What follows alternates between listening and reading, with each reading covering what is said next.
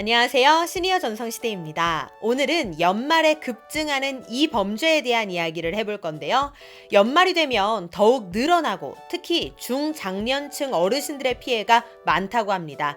오늘 영상을 통해서 범죄 수법뿐만 아니라 예방하는 방법까지 알려드리겠습니다. 오늘 영상도 놓치지 마시고 구독, 좋아요, 알림 설정까지 부탁드릴게요.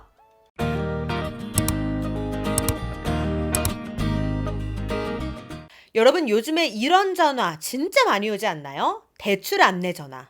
저는 많게는 하루에 두세 통씩은 오는 것 같아요. 스팸 전화라서 짜증나기도 하지만 더 문제는 이게 단순 대출 안내 전화가 아니라 보이스피싱의 가능성도 굉장히 높다는 거죠. 예전에는 보이스피싱 하면 연세가 아주 많으신 어르신들이나 뭐 이런 걸 잘 모르는 사람들만 걸리는 거라고 생각했는데 요즘엔 20대 젊은이들도 이 범죄에 많이 걸려든다고 합니다. 그 정도로 수법이 다양해지고 또 교묘해지고 있다는 뜻인데요. 그래서 오늘 말씀드릴 연말에 특히 급증하는 이 범죄, 그것은 바로 피싱 사기입니다. 피싱이란 금융기관 등으로부터 개인 정보를 불법적으로 알아내 이를 이용하는 사기 수법을 이야기하는데요.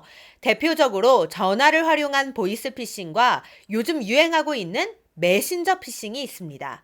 요즘 코로나로 사람들의 마음이 불안한 걸 이용해서 사기치는 사례가 늘어나고 있다고 합니다. 제가 4개의 문자를 보여드릴게요. 어떤 게 메신저 피싱인지 한번 맞춰보세요. 자, 정답은 그렇죠. 2번과 4번이 바로 메신저 피싱 문자입니다. 일단 진짜 코로나 안내 문자는 발신자 표시에 안전 안내 문자라고 돼 있어요. 그래서 행정안전부에서 보낸 문자, 중대본에서 보낸 문자, 각 시청에서 보낸 문자까지도 모두 안전 안내 문자로 표시돼 있죠. 그런데 이 피싱 문자는 안전 안내 문자와는 다릅니다. 일단 상단에 웹발신, 즉 컴퓨터로 보냈다는 뜻인데 이 웹발신 표시가 돼 있습니다. 그리고 감염자 및 접촉자 신분 정보 확인하기, 접촉 휴게소 확인하기, 뭐 이런 문구와 함께 인터넷 주소 URL이 나와 있죠. 이건 절대로 클릭하시면 안 돼요. 이걸 클릭하면 내 휴대폰에 알 수 없는 앱이 설치되면서 이게 내 폰을 원격 조종하게 됩니다.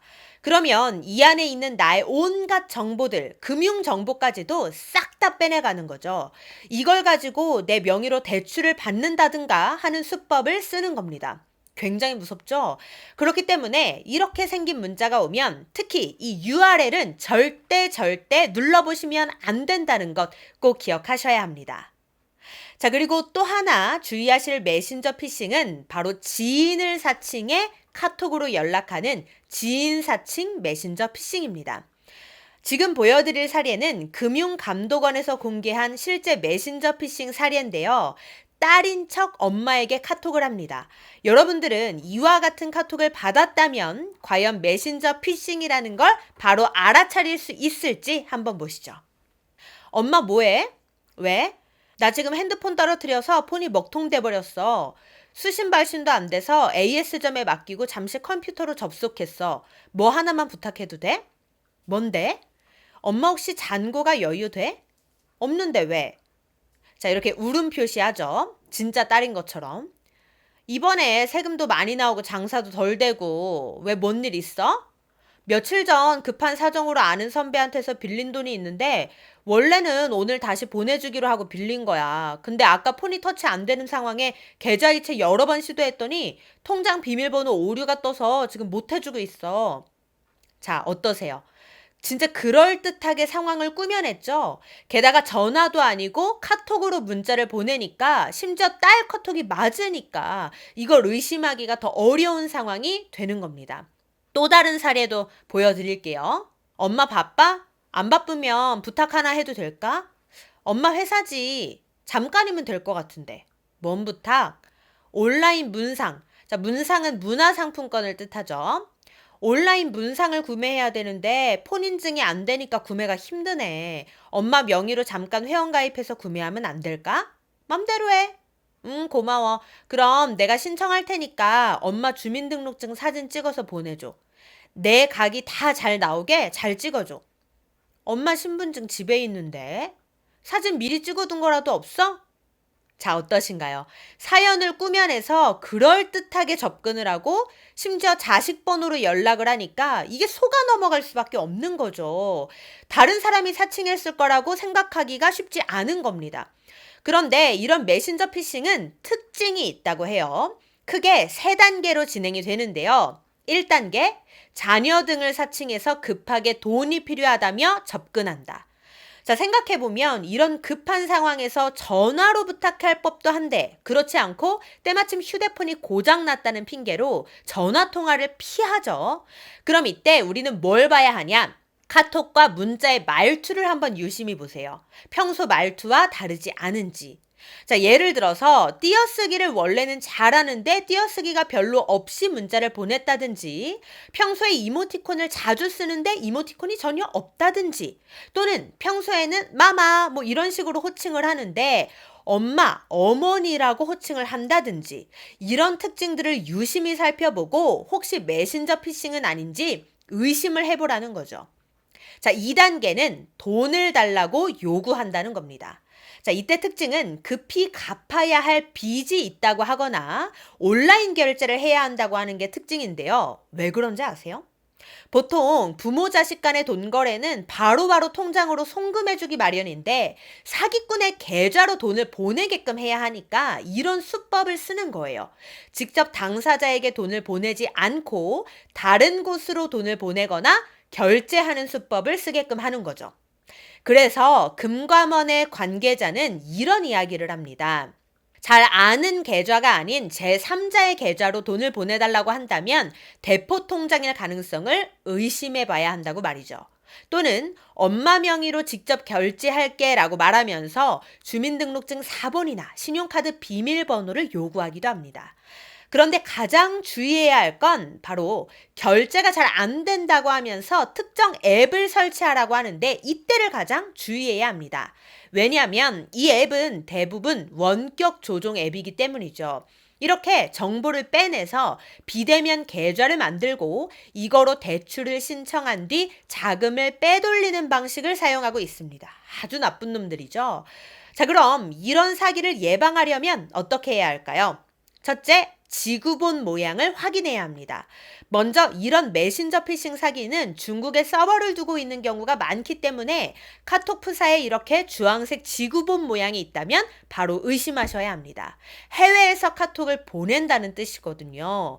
한국에 멀쩡히 잘 있는 내 가족, 지인 카톡이 이 지구본 모양이면 메신저 피싱일 가능성 99.99%입니다. 자, 둘째는 전화 통화하기입니다.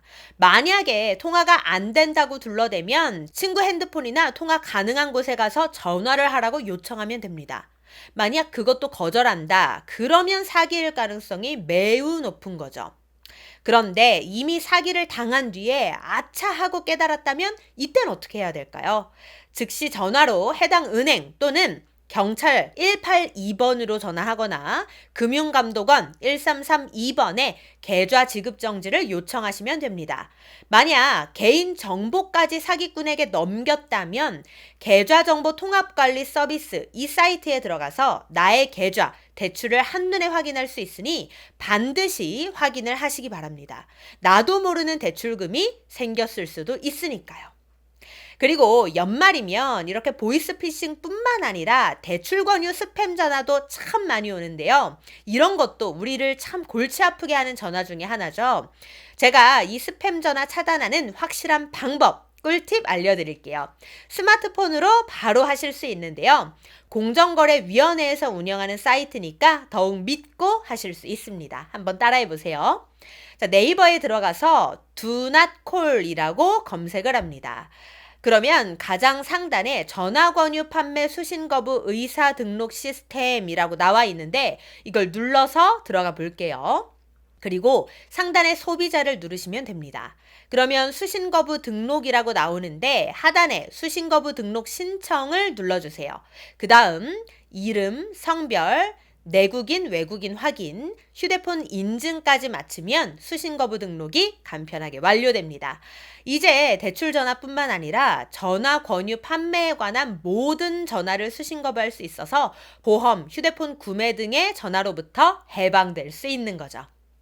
자, 오늘은 이렇게 연말에 급증하는 피싱 사기에 대해 다양한 정보들 알려드렸는데요. 3가지만 꼭 기억해 주세요. 첫째, 신종 코로나 안내 의심 문자를 받았다면 절대 인터넷 주소 URL은 눌러보지 말 것.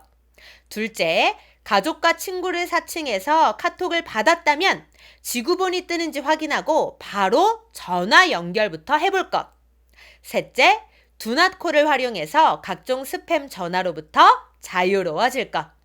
자, 이 3가지만 잘 실천하셔도 보이스피싱 걱정 없는 편안한 연말 보내실 수 있을 겁니다. 오늘 내용도 도움이 되셨다면 구독, 좋아요, 알림 설정 부탁드리겠고요. 저는 다음에 다시 찾아뵙도록 하겠습니다. 감사합니다.